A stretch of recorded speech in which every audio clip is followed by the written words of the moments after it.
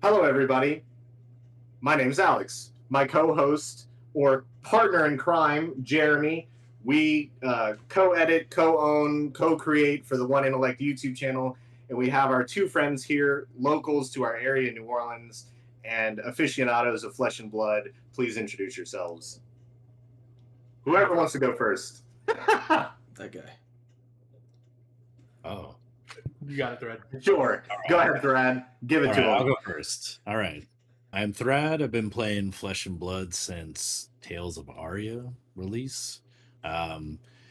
Playing is maybe a strong way of saying it. I've been playing, did a lot of losing, but I learned a lot. Past couple of years, gotten a lot better. So, yeah, Azalea stand for a long time before Outsiders, notably. Didn't have codex back in my day. Yeah. I'm an aspiring day 2 player, just trying to get my wins out there. I mean, that's the perfect introduction. An aspiring day 2 player, as in 3 of the 4 of us at least, which brings us into our next introduction. Do I say the day 2 stuff now? Because I feel weird if I'm the one. Yeah, you can just lead with it. It's a strong point. All right, my name's Kyle. I've also been playing since Tales of Aria. New Orleans local, like I said. I'm a Warrior stan. I've been playing almost exclusively Warrior since Tales of Aria. And I'm an aspiring top 8er because I have day 2 Pro Tour and 6 calling. And I'm a sweaty tryhard. I'm not a guy that's here to learn. I'm a guy that's here to collect arms and mouth them on my wall. So there you go. Perfect. Well, as I believe most of us actually play the game rather than collect it, at least in this group of people, for those who don't know, could you guys explain what a calling is or what even making day 2 stands for within the realm of Flesh and Blood as compared to maybe what a regional or a pro tour is in Magic the Gathering? So I've not played Magic, so I can't really compare too much. But callings are kind of like the regional equivalents. They typically in the couple hundred players to 500, 600, 700 players at the bigger side of it. And yeah, they're like 10 to 20K events typically. And day 2ing it means you've had either a 5-2 or 6-2 record. You've done well over the course of the day. And then you get to do the whole thing again the next day with the record, except all the players are better and it's scarier. Okay. No, that's perfect. Well, you're a much better player than I am. So I'm going to leave that to you guys because maybe one day we will also make day 2. So 100%. At least here's hoping for calling Atlanta or some other event down the road. So if you're one of the people that got in, right? You guys got in? Yeah. Well, this guy and this guy sure did. So let's hope for more. Let's hope for more openings in the future. So all of our friends who will be seeing this video or are in this video can get a calling invite or a calling ticket. So, yeah. So I know I started the pointing thing, but I think it's different for like who's watching. But he might be here for you. Yeah, well, Jeremy, when you said start with this guy, you just pointed to like off the screen, like off on the screen. I don't know if that's me or that's Thread, but dang it, it's in spirit. All right, so this is actually good. You both mentioned you started in Tales of Aria. What were you guys playing or doing before starting Flesh and Blood? Oh, yeah, I'm not a long-time player and never until Flesh and Blood I've never actually competed in any other game. I mean, I'm old. I'm probably one of the oldest guys in the group aside from Adrian. Shout out. But I started playing Magic like in what was for me middle school, but like mid-late 90s. Not well. Kitchen table Magic. Fast forward a couple decades, a roommate played Magic. I got back into it when Dominaria came out. That was like the Ixalan block era, so I was all about Gruul dinosaurs. Didn't go to any tournaments, but played. moved to New Orleans for grad school 7 years ago or so, 8 years ago, and played Commander. It's how I met a lot of friends. Incidentally, through that play group, new friend of the group introduced Flesh and Blood. We kind of got into it. We started with the Monarch Blitz decks, and boy, howdy, I remember just staring at the Levia cards. I'm like, these are so cool, and I have no idea what. So that was our introduction, and then one of our friends was like, hey, there's a calling. First calling I went to was Orlando 2021, which was the first calling Michael Hamilton won on Oldhim. I was playing Katsu. The way we did it, we divided up like, hey, why don't we all have a few boxes, why don't we all open them, decide like which class you want, and we just gave each other the cards for those classes. And I was like, Go Again is really cool. I'm gonna play Katsu. And honestly, since then, now that I'm thinking about it, it makes sense. Like Katsu's Ninja Go Again, but the kind of decks I like, you have to jump through a lot of hoops to get the thing. And so learning the lines and like what combos to search for took me a very long time. And then you're playing Ziggy now, and you just don't do Go Again with your Proteus build. You're just playing right. Gomina Flash and then putting it back in Yes. the rack. Yes, yeah. Got over that hurdle at the very least. I have changed. Yeah, I was primed when I played Enigma for a while because it kind of feels a little more in that realm of like I'm preventing, I'm blocking a lot of things, I'm chipping away. And sometimes it's kind of like protect the queen, Yeah. When we we first met you, you were definitely that Ranger player. And I guess since Ranger isn't in such a hot state, even though you do break out the Marlin quite often, you've definitely been known to play in the area like Dromai, Enigma, Ziggy far more often. So so I guess Ranger, Illusionist, kind of mid-rangey, combo-y kind of things. Yeah. So in that vein, Kyle, were you also playing something before Flesh and Blood? Was there another card game? Did you actually come from anything else? Yes. Or was it strictly card games?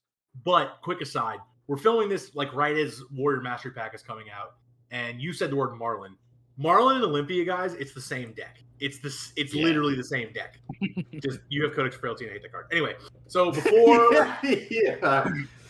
before Fab, I was playing like during COVID, I was playing Legends of Runeterra, the Riot card game that predates Riftbound. I was playing that on their online client. And I got laid off during COVID, so I had nothing to do, so I was just streaming that game all the time. And on Twitch, I met my partner from then. And then when we moved in together, we didn't want to play a digital card game apart, like together, but it feels weird to go in different rooms and play a digital card game. So we were looking for something in paper. And we played a little Pokemon, didn't really like it, thought it was too simple. And a lot of the Runeterra guys were like, this Flesh and Blood game is sick. So my story that I like to tell with it is that we bought a couple boxes and just like built decks with what we could out of like the one Arcane Rising box and the one Welcome to Wraith box that we picked up from our local game store. And it was like noon. We built some decks, played for like hours and hours and hours, which felt like 5 hours maybe. And I was like, hey, let's go get dinner. And she's like, it's 3 a.m. So we've been playing for 15 hours straight. And we're like, never mind, let's go to bed. Woke up the next morning and she's like, do you want to play more Flesh and Blood? I was like, yeah, I do. So instead of like staying up all night playing like video games, 360 Call of Duty, y'all were over there like with cards, like playing card games all night. Exactly. It was like one more round of Rocket League, but then it just ended up being 50 hours. And so started playing again the next morning, and haven't looked back. My first tournament ever was the Calling Orlando. We just happened to be traveling that direction, and we were like, we could stop there and go to the Calling. So we did. With the deck that you made from those boxes? Yeah. Oh my gosh. We were there, but we got absolutely tarnished. We got destroyed. Me too. But it was so much fun. We were addicted immediately.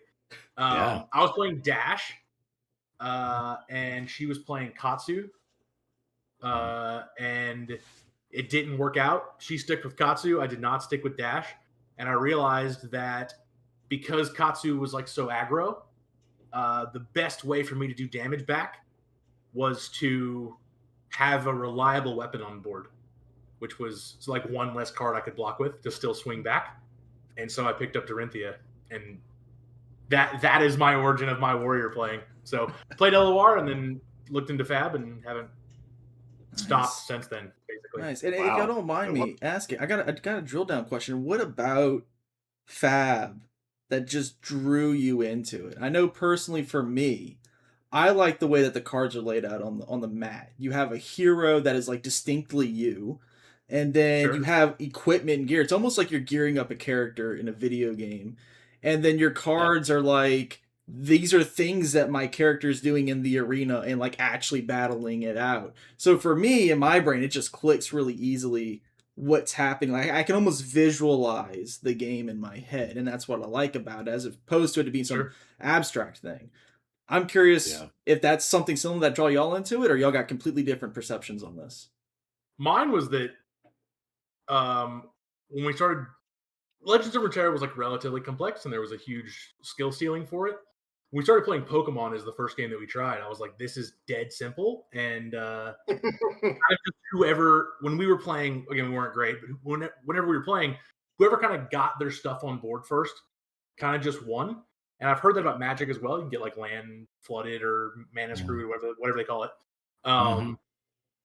That's not the case with Fab. At Fab, you start at your strongest and you whittle each other down. So there always feels like there's a chance. And then like the infinitely high skill ceiling mattered a lot. Thrad and I have both been playing this game for 5 years now. Yeah. And Thrad was talking about how he's gotten better recently. Like, you know what I mean? Like there's always better than you can be getting. Yeah. So that's what it was for me. It's just that you can always get better at this game. If you think you're peaked, you're wrong. You're just not understanding what more there is to do. It's like when you plateau at the gym, it's like, no, dude, you just got to change up your exercise, change up the way you think about it, you know? Actually, yeah. Yeah, it was a huge level up for kind of skill expression, developing skills, learning a lot through playing. I'm also a very visual person, so I like what Jeremy said about, I do really appreciate like the visual representation of, you know, everything is in front of you. You're starting off your strongest, and then it is like fighting. Your armor goes away. You run out of your powerful attacks because you're getting tired. You're getting fatigued, and mainly having come from predominantly playing Magic and experiencing, either I drew my 5th land 5 turns in a row, or I didn't draw any lands. I'm not even playing the game. The fact that every card can do something, like there are very few kind of edge cases where you literally don't have agency. Kano, but the game itself has also grown, which I think also is very important. Like, you know, it's a new game. They spent a lot of time developing it, and they're still developing a lot of things about it to kind of increase overall agency. They are adding in a little more kind of RNG, a little more variance, I think, with some aspects. So it's not like it's necessarily just immediately solved, which I feel like is what's not appealing to me in other card games. Kind of on that point, look what they're doing with like Olympia specifically, because they've said like Olympia was literally a nothing burger. Like, he's a last minute hero. They're like, the other hero didn't work out. We threw this guy in. Now he's getting fleshed out. And if you talk about any of the new Warriors stuff right now, you say, "Oh, I'm going to play Hala," and they're like, "Oh, which build are you playing? The aggressive version, right? Same thing it's with actually really funny that they mentioned many times the reason that they added in talents was because they feel like they didn't have enough scope or ability to add in the things that they wanted to add into certain classes without talents. But I mean, the gold mechanics just for base heroes, Olympia included, and then the sharpen mechanic for Hala added in so much depth, in my opinion, that I feel like the sky's the limit for these guys. I mean, they could easily eclipse Magic's ability to make cards in 20, 30 years. You never know. The game, I feel like, has a lot of staying power.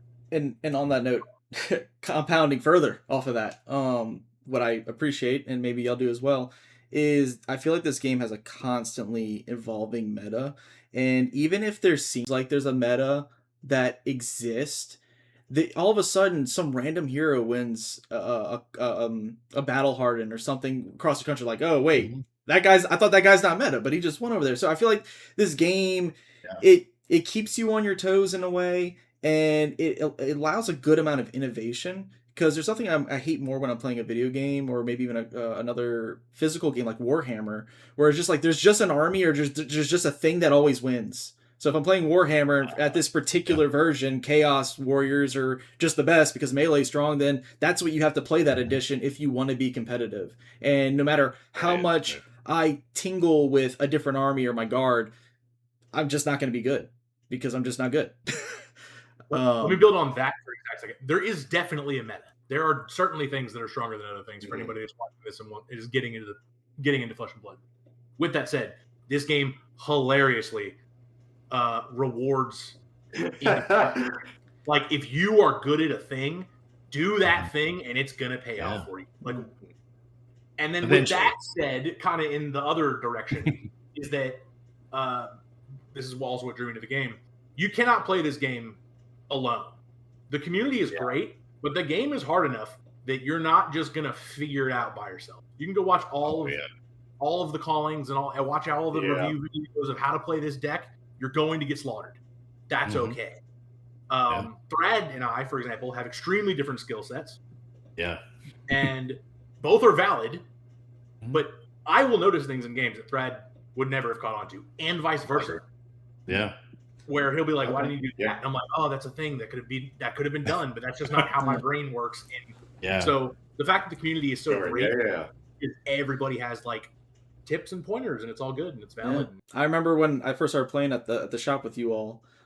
First time I met you, you gave me like a couple Spinal Crushes, which off the rip were like a couple, $20 or $30 worth of cards. And I was like, "Oh my god, that's great! This is so good for my deck." And I think at the time I was playing a stock Jarl deck, and I think my first armory, I won like 2 out of my 3 games, or 3 out of 3 of my games, and I was just like over the moon. Nice.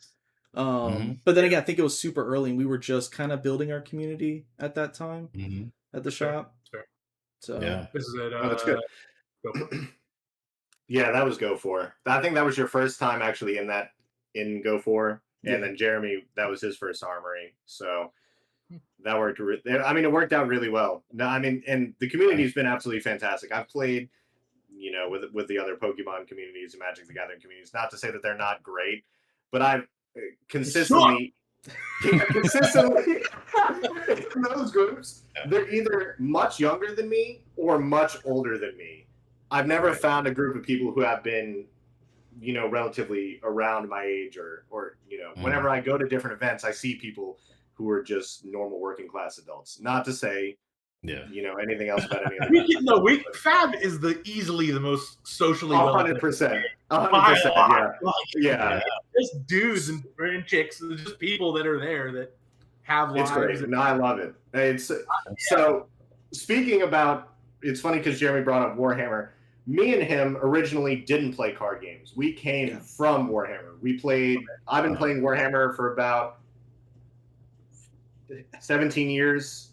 Jeremy's probably been playing just about as much. I participated in a bunch of super majors for Warhammer. Like, I traveled and played those. I managed to make a day 2 for one of the 40K super majors. That was super fun. It was really nice. But Warhammer is incredibly expensive. You are talking about building an army for, if you're competitive and played an event, a 2,000 point army, which is your 80 card deck, costing thousands of dollars, not just the 1,000 maybe for the most expensive competitive deck in Flesh and Blood. You're talking thousands of dollars. And then if you compete in an event 3 months down the road, and Games Workshop, the company who owns Warhammer, changes the meta, you're spending $700 more because you need a bunch of more. I got to buy 3 more of the meta unit, And then let's not account for the other cost of assembling and your paint, Right, assembling it, and then the uncost labor of building it and painting it yourself. You know, that's an unvalued part of labor. That takes time. Absolutely. Absolutely. So us coming from Warhammer, Flesh and Blood was actually a breath of fresh air, where my first deck was Ira. My first nice deck. Now, historically, mid-range Ira is not the cheapest deck with your weakest links, Command and Conquers, Tunic, Mask of Momentum at that time hadn't been reprinted into the ground. So it was like an $1,100, $1,200 deck in total. Most of those cards, though, could be transferred to other decks. So I could use Command and Conquers. I could use Fendel Spring Tunic. I could use Weakest Link, Censor, these cards in other decks. How do you feel, price point wise, or for a new person getting into the game, how would a casual person just getting in be able to stand up to a person who's competitive like you, Kyle, but still be on a budget? Like, how could what avenues do they have? I think you'd start playing with people, and then we're generally, the community is very welcoming, very friendly. We'll get you in, loan you cards. You can borrow a whole deck if you want to. Actually, one of our local guys is borrowing one of my decks for the skirmish this weekend. Oh wow! Straight up. So Matt Boudreaux, I've had his Crown of Dominion in my Puffin deck for a year and a half now. He's not had it. I was about to say, is it just yours now? Okay. So I'm gonna do the both sides of this coin. The good side. The prices that you see on Fabrary or whatever are the most optimal versions of the decks. So the price is going to be higher. It can be scary as a person coming in. Okay. The other thing, if a Flesh and Blood deck at 100% efficiency costs $1,200, I'm just pulling a number out of my behind here. A Flesh and Blood deck at 90% efficiency is going to cost like $250. Like, we're talking a few cards that are just extremely expensive. That makes the difference. Yeah. So we're talking about like gems, like legendary gems and stuff like that, making that percentage. Exactly. Fables. Command and Conquerors instead of some other 2 for 6 in a Guardian deck or whatever, right? Yeah. Or whatever. Shelters, Sync Lows instead of Shelters. That's a $300 savings, and Sync Lows are fine. So that part of it, don't be scared off by the price, because there are cards that do similar things, and this game values skill over the cards in your deck. And that's what I was about to. Good. You got that's it. what I was about to ask. You think if you had that 100% efficiency deck, but it's being piloted by an average player, or maybe, and then you had your, I don't know, your 80-90% efficiency deck, but was piloted by a more experienced professional player, who wins? How big is the pay to win compared to skill? I have won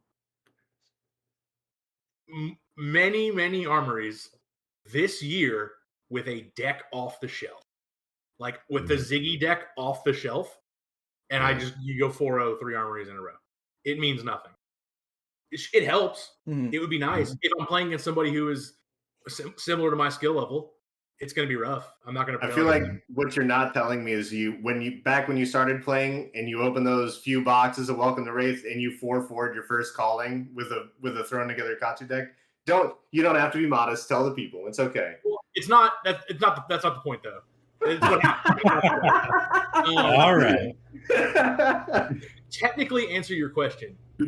This goes both for the yay price wise for the new people, but also price wise for the new people. If your deck does not have to be 100% efficient to play efficiently, to play properly at an armory, you have so much to gain just by having cards in your hand and playing the game. Your question technically though was, how does they compete against someone like me or like Thrad with a new deck? The real answer is you don't. You're going to lose for a long time. Like, it does not. My deck will be worse than yours. I'm still going to win. It doesn't matter. And that's not to discourage you. It's just saying there's so much room to grow, and having a more expensive deck means nothing. Yeah, Right. especially when you're learning. Like I've learned so much from losing.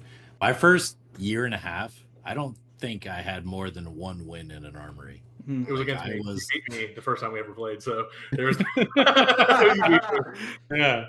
Yeah, but it's not, I mean, it's not. I was not winning, but also it's like they weren't blowout games. I was learning. I was like, oh, like I am messing up by like just taking all this damage and then sending something that doesn't really affect them, and they just keep playing and running over me. So those learning points, I think that speaks to the longevity of the game and what helped me choose Fab over other games is you get rewarded. Like the pain points are very real, but very constructive, like very actionable. Like you will become better by learning through these mistakes. So my I think takeaway from all that would be you're not going to pay your way into winning Right. games. Experience is valued at a multitude more than trying to buy the optimal deck and just running over people. Yeah. People ask me why I'm good on Warrior, and the answer is because I've lost more games on Warrior than you've played. Period. Like, Yeah. Wow. It's not even good. That's a good quote. That's a great quote. Yeah, no, I like that. I've lost more games than and you wear it to the calling. Huh? Yeah. I'm gonna put that on a t-shirt and wear it to the calling. I've lost more games than you've played. Dude, I gotta find that hat. They have a hat that some dude keeps wearing and calling this his grandma's favorite O2 dropper, and I'm like, I need that hat. Oh, I need that's it. so nice. Yeah, we'll have to find that. I would love to have that. When I first started playing Flesh and Blood, my first day, realistically playing, was the day Lorcana came out. So I went down to Media Men on Magazine. I had constructed some really bad Dromai deck, and I went Thrad and Fox, and I think Dan was there, and they were all. I think you guys were all actually trying to play Lorcana, or at least try the pre-release. Yeah. And beforehand, we played a few games of Flesh and Blood, and I was like, I don't want to play Lorcana anymore. This game sucks. So I picked it. I went and bought some more cards, started constructing, more decks, and I think similar to Thrad, I lost probably for the first year and a half. But that's not really, a bad. That's the takeaway. Not a bad thing. Not at all. Now, it might be disheartening to some people at first. Sure, I felt bad that I was losing a bunch of games. However, I could tell you a majority of those games came down to like one life versus one life. Like there was some point where I misplayed at the end of the game or at the beginning of the game, and it got to that point, and I just lost. Now, the experience that I gained was invaluable. I mean, a year down the road, I remember telling Kyle just the other week, I played Ronnie one day on his new, and I knew if something clicked in my brain, I knew exactly who he was going to throw down in reactions. I blocked the correct amount, and then that was the game I won. So, so it feels really good. It's just Dark Souls. This card game is just yeah, like, it really is. You just see the health bar move the tiniest bit, and you're like, I can kill it. I can beat this thing, and that's just what the game is being. This game is definitely not a short-term satisfaction type game. It definitely plays on consistency and how much you're willing to actually put in to win. I guess your experience really does matter. So that's a big. Go ahead, Thrad. Sorry. I was just gonna say that's the big difference again. That facet of you can net deck, but you are going to lose unless you are already a skilled player. And there are some people who just have innate card game like skills. Even if you are a skilled player, I think I'm a skilled player. Yeah. Hand me a wizard. Yeah. No. Yeah. It's, like, it's definitely not pay to play, and that's where I think I've seen over the years some complaints of people are like, oh well, it's just complain about the meta like forming, but it's like, well, no, it's people figuring out like what's good. It's not just other people jump in and try to play those decks, but then those are the people I'm playing at the bottom of the bracket while I'm trying to submarine up after the first couple of losses. But It's like they don't know what they're doing. It's like the cards don't play themselves. The thing about Fab is like, since a card is, say, an action, or you can block with it, or you can pitch it for a resource, it doesn't just play itself. Like, you have to make those choices. Right. Yep. Now, the prices aside, I know that, as we said, most people's main problem with the game really isn't anything with the game, it's the price of the game. I know that Pokemon is cheap. I think everyone understands that. Now, the problem is if you're willing to get into another card game, or you're looking for something that's more aesthetically pleasing or has a different system that you like better, and you initially look at Magic,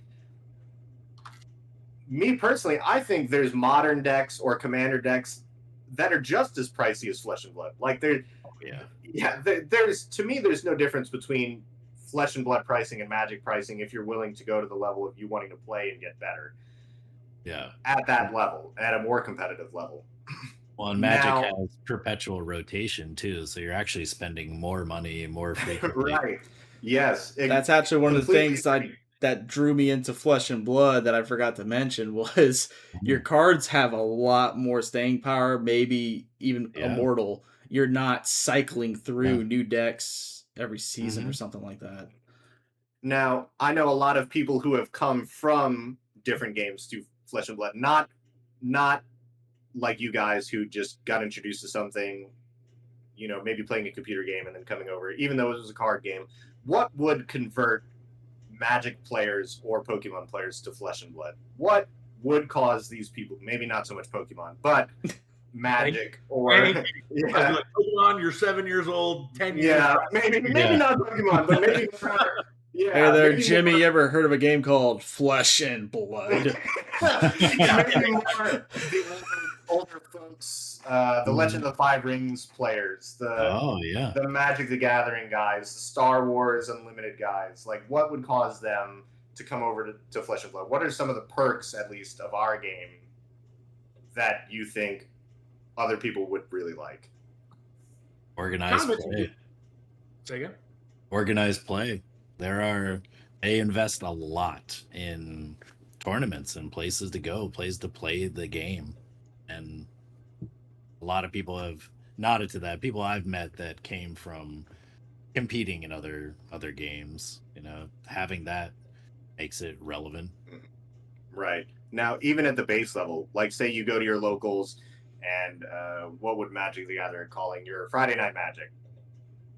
Ours is an armory at a base level. It's just you go on whatever day of the week your local shop's hosted, you play 3 rounds, and you get some cool prizes. Do other games give the same level of support locally, casually, that we get as Flesh and Blood players? I have no idea. Okay. I am a for Flesh and Blood. So local pricing, I have no clue. I don't be like I'm past all that. Like, if I get a shiny card, cool, whatever. The thing that kept me in the game was just the feeling of progression of playing. When we started, my little group of guys, we were garbage. We were not. I mean, everyone was garbage when we started. It's just like it's just part of being a Flesh and Blood player. Is it takes time to get good at the game. But we used what we called the Kool-Aid Man strategy of if we just hit our head into it enough times, we're going to get through the wall eventually. And like we did. We just played our heads off until we started winning games. And it was that level of like, you start and you suck. And then like, oh, you won a game. That's cool. Then you won like 2. And it's like, well, then you're like, I can top 8 this event. And then you're like, well, I can win this event. And that just keeps going. And you can bounce tons of ideas off of other players. And did you know this? And did you know that? And it's a constant learning process that made it more interesting to me. That was like, that's what I've derived. That's what I look for when I'm going to the event. It's not about I put cards on the table and that was fun. That's cool. But it's like the afterwards, it's like, oh, dude, did you see this? Did you see that? You know, I finally beat an Oldhim or whatever, a Mario or whatever it was. Yeah. That was kind of the thing that made me stick with it. And if we keep asking questions about why I keep playing, that's going to keep being my answer, because like that, it was just the greatest feeling. We've talked about it a lot locally in the New Orleans scene. Is there's like, respectfully, there's like tiers of players. There's some people that aren't the best. There's some people that are like pretty good. And as a new person who's coming into the New Orleans scene, you can say, "Oh yeah, I beat him." And it's like, oh, yeah, yeah, I beat him, and now I can beat that person. Now I can beat her. Yeah. Now I can beat him. And it's a good feeling of like personal growth within a game. Like you can set goals for yourself in this game and work towards them actively and see your progress as it happens. Absolutely. Completely agree. As soon, I mean, I had just like that. I had those goals. I was like, well, if I can beat Dan and Thrad, I'm going to feel like I've accomplished something. I'm going to feel like a good player. And then I said, if I'm going to beat Kyle, I'll feel like a good player. You beat me last week. Okay. That was lucky. No, it wasn't. I mean, I'm just an okay average player. Thank you. But why do you feel, on a segue, now, after 7 years of the game being out, why is now the best time to get into the game? Why now, with all these sets coming out and all these new armory decks coming out, why is now the best time to get into the game? Where's all my warrior cards at? They're somewhere on this. That's behind the monitor. yeah. Well, specifically, yeah, if you're into Warrior, now is a phenomenal time. But I think in general, since the game has grown, we jumped in, a couple of years in, but have also grown with the game. There are now so many more heroes than there used to be. There are more balanced and nuanced interactions. There's the new format, kind of bouncing back to cost. You can play Silver Age, which is, any Magic players would know, the closest thing would be like Pauper. You're playing with commons, uncommons, rares, and so a deck, again, kind of like Pokemon, so you can tie in Pokemon there. It's like, unless you're paying to bling out your deck with fancy versions of cards, you pay like $20 and you have a set of cards that can win a tournament. Again, you need the skill. You can't just buy the deck and win necessarily, but there's a lot of agency and ease of access in starting in a slightly smaller format that you could very easily build out into constructed, become a part of your community, learn how to play the game. I think that's why now is a great time. They've also like taken steps to make it a lot easier to do these things as well. Like it used to be relatively hard to get into the game. There was no real entry point, and they've done that. The Smash Palace is kind of like the round the table thing. It's kind of whatever, but it's super fun. And then with I know the mean line of $20 ticket to the Pro Tour or whatever by playing the Sage Armory decks, but they actually are good, and it's worked. Like there are more people playing now, specifically at Sage events, and then say, oh, well, let me try CC. And then when you, new player, go to an event, it's not like you've missed anything. You haven't missed the train, because when you get there, there's again a gradient of players and how long they've been playing and how much they know. The other thing is like people will just throw cards. Take all my bulk. I don't 100%. Make whatever you want to do. There are ways you can play this game cheaply, and then as long as there are armories in your area, we'd love to have you. You know what I mean? Yeah. I never thought about it before I actually went and joined an army. I know I'm a pretty outgoing person, so I'll just show up to things like completely unannounced. Like I have no idea what's going on and just like ask about what's going on to play. Yeah. Now I know I built my first deck, like I said, before I knew it, whatever was going on. But if I would have showed up completely unannounced without a deck, I would have had a 60-card deck built for me in bulk, maybe, obviously, but it would have been built for me and people would have helped me out that day. I'll give you a deck right now. Oh, really? See you Friday, Kyle. Right. Exactly. So it's really nice that the community is willing to help out and do their part. Where I don't know whether other communities are willing to do that, but ours is incredibly friendly. At least in the Southeast region, New Orleans area, there's so many friendly people. Everyone I've met, from veterans to new players, I've never met a single unfriendly face or had a single unfriendly game. Yeah. And if anyone's interested, see you on Friday, buddy. And if anyone's watched this and you happen to be in our area, we'll put information in the description regarding shops and times that the armories are at, in case y'all want to meet up and get involved in the Absolutely. game. But yeah, if someone wanted to start in their community and there's not already fab set up, do y'all have any ideas on how someone can kind of get into it or start a community? Nah. Well, I think if there is nothing in place, but you're interested in the game, I think the channels now can be some form and some order of talk to your LGS. LSS will send you free welcome decks. I think now it's Dory is the welcome deck. It was previously Ira for many years, and then it was Bravo for a little bit, and now I think Dory is the welcome deck. Those decks are great because, especially starting with Ira, it's like you got to see all of the cogs of the wheel, so to speak. Like you had actions, you had blocking, you had reactions. You got to learn the steps and phases of the game with the intro product. So you can get that for free. There's a lot of online resources. If you have some friends together and you get product, you have your own decks, you want to start playing, you can again have the store set up a gem account, get set up that way, start a learn to play. That's how we got Go4 going, is like a free, like, hey, here's welcome decks, like we will sit down and teach you how to play the game. Yeah, absolutely. Now, I just play. I don't do anything. I don't even report my match.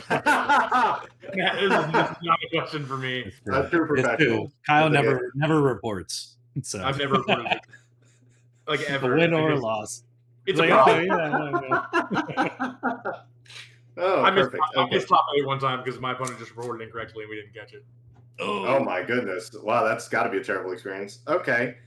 Well, the last question I guess I have is, at the date of recording, Mass 3-Pack Warrior coming out Friday. I'll take this one, Thrad. I'll take it. Yeah. This one's all you. I would say two-parter. Do we feel, with as much as they're printing these new cards, especially Mass 3-Pack Warrior, the game is getting cheaper?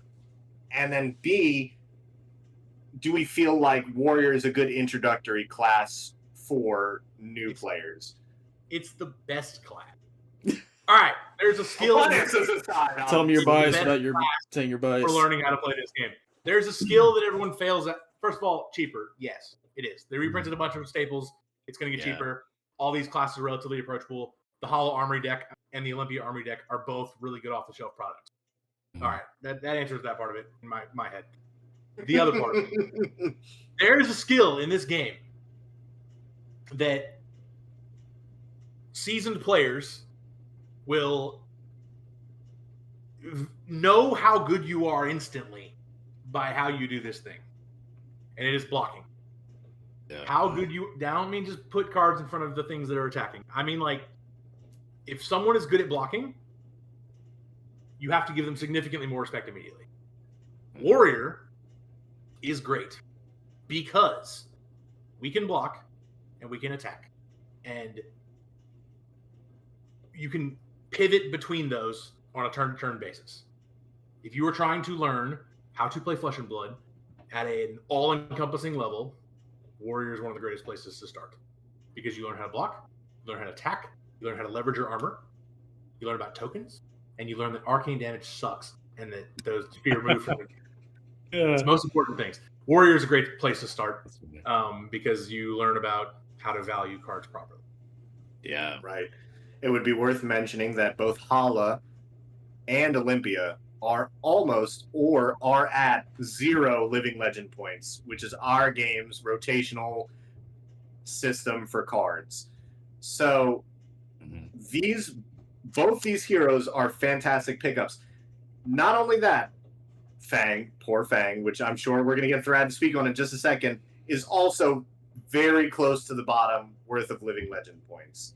So Warrior, great introductory class, like Kyle said. You learn many aspects of the game, but all 3 of these heroes will be around for a long time with lots of card support coming up just this week.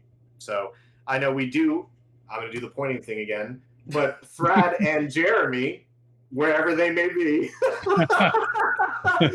both of them are pretty heavy Fang players as well. So we have a lot of Warrior players in the Discord. I'm just kind of a sub-Warrior player, but they can Fang is speak the only Warrior that I play. I thought I played Ninja, I played friggin' Runeblade, I played Chain for like 2 weeks before Pablo LL'd him. And I played Ranger, not really Wizard until later, but I was like, I'm never going to play Warrior. But Fang, something about Fang was really interesting. I put together a deck. I played. Kyle was like, no. He was ticking up the die with the amount of mistakes I was making. And I was like, all right, well, show me what I'm doing wrong. And then we played, and I was like, I get it now. Okay. That's not even a joke. I literally sat next to him watching the game with the die. And every time he did something wrong, I would just like stare at him and just tick the die up one. And he would just be like, okay. Yeah. like an hour later, Thrad just like, this is a different deck than when I was just playing. I'm like, yeah exactly. Yeah. Yeah. Oh, wow. Yeah, and exactly like Kyle was saying, like learning the game, like Warrior excels in the mid to end game by giving you like basically 4 choices. It's like, well, if you overblock this attack, then I'm just going to save my reactions for the next attack. Or if you don't block enough, then I'm going to punish you with reactions. Mm-hmm. Okay. Now, would you say that maybe not Fang, but most Warriors can play multiple different styles? Could you play what Magic the Gathering would call an aggro or mid-range or a control variant? Are these things that Warrior can do, at least on some level, or would that be their main Warrior's inherently objective? It's inherently mid-range. Like, if that term exists, I'm sure it does, right? Or as much as it does for Flesh and Blood. Yeah. It inherently exists in a mid-range kind of a thing. Now, some of them exist on the more aggro side. Some of them exist more on the defensive side. As far as like styles within the same deck, probably not. People say switchboard, whatever you want to call it. I think that's bad. Don't do that. But you can Kasai, for example. By Kasai. Kasai's bought to LL, but if the base example, and this holds true for all the Warriors.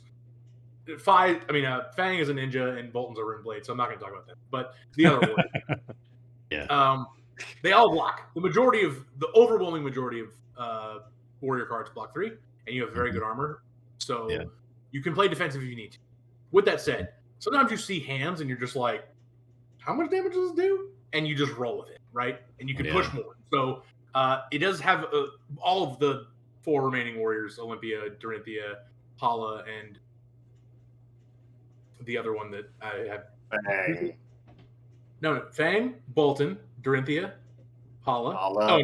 And Kasai. Kasai's going away. Right, Kasai. Goodbye. Can either be played aggro or defensively without changing any of the cards in your deck whatsoever. Yeah. Can't believe I forgot a Warriors. But yeah, you can play aggro or defensively without changing any of the cards in your deck, and that's kind of what is good about it, because it sits in the middle and then you can choose which way you need to. And different matchups you play differently, right? Despite having the exact same 60 cards in your deck. Against, I guess it's kind of a soft example, but against like Jarl as a Dorinthia player, you need to play more defensively. You need to choose your moment. Against a ninja like Fi, send it. Don't you block with your armor and send the rest of it full speed ahead and hope that's enough to get you over the finish line, right? And just in those 2 matchups, nothing has changed card wise. It's all about the skill level of what you're doing. Gotcha. Yeah. So that's actually nice to hear, knowing that maybe you don't even, while you do have a sideboard in this game, like other games, you don't actually have to rely too heavily on purchasing all these cards on the side to play different versions of the same deck. If you want to play aggro, or you want to play mid-range, or you want to play a little more defensive, you can run the exact same 60 cards in at least Warrior. Yeah. That's good. This is the best class. It's just the best class. I am inclined to agree. You don't have to. Look, No, I'm thinking of all the.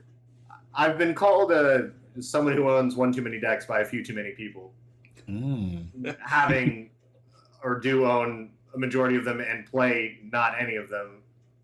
Well, Warrior seems to be one that I come back to fairly often. While I played Ira for a couple years, pretty much only, and Arachne after that, it was Warrior that kind of drew me back in. Well, it's not a complicated class to play either at its base level. You're just swinging weapons as many times as you can and doing as much damage with those weapons. It's not that hard. Right. You're a new player. Block where you can. You pick up a set or full Arcane Acilio as like a first-time player, you're gonna be like, how do I Buckle in. convert this to doing things? Yeah. I think myself agreeing with Warrior being the best class to me, and I know a few of you are going to agree. Jeremy being someone who only played Jarl for about a year and a half and then converted to Fang and decided that Warrior suits his playstyle a lot better. Yeah. The reason I switched to Warrior was because I absolutely despise board state decks, and I want every single thing on the board to die and me not to lose. So I every time I play against a Gravy or played it against an Enigma, I just wanted to ruthlessly beat them up. Mirror guy for 10, 12, go again. It was the most despicable thing. You are a twisted human being for doing that. So it's true. With that being said, we plan to come back for a second episode in a few weeks for a more competitive talk about how to get into callings, how to get into battlegrounds, how to go to an event, how to plan for an event, what you should bring, things like that. So if you guys are free in a couple weeks, we'd love to have you back on and do this talk again. So lastly, we will leave links below for different local shops that we attend in the New Orleans area, different nights for different armories, for different shops, and links for their shops, Master Pack Warrior, that should be coming out. I think we have an armory like every day of the week.